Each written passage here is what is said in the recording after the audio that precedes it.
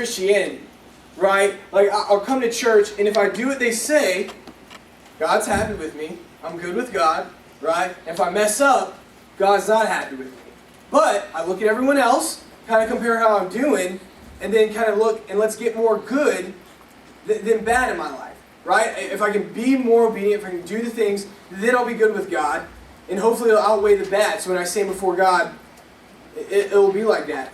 And a lot of people believe this, that by these acts that we do, by just doing what they say we need to do in church, by just attending church, by just showing up to a service, by just maybe giving our money, that just because of that at the end God will say, "Good job, sucker, come on in." I don't think God will talk like that. I don't think God will call us sucker. But you get the point, right? That we're good before God. That's all He requires of us. And then I remember, and this was something that I was like, what? Because I hadn't heard it before. In this class, the professor got up after the Islamic speaker. And he talks about faith in God. And he starts talking about these different religions.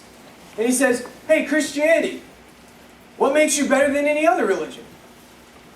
All these different religions, you're saying you're better than this person? You're saying you know the right way and that they know the wrong way?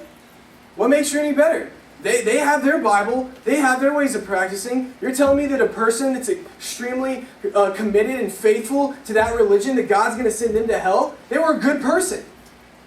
Is that what you're telling me, Christianity? And so he says, let me propose this idea.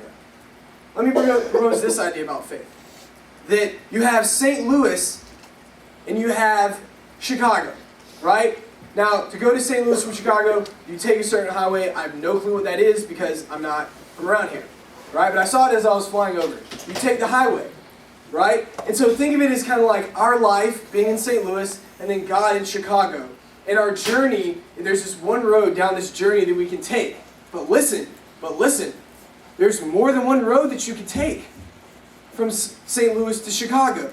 You understand what I'm saying? You can take back roads and go to the right and come around here. Or you could go to the left on this side and go to Chicago. That's how religion works. That's how God works. That there are these different religions and that all of them are pathways to God. It's just which one are you going to choose? And that's what he proposed. I remember thinking, that doesn't sound right.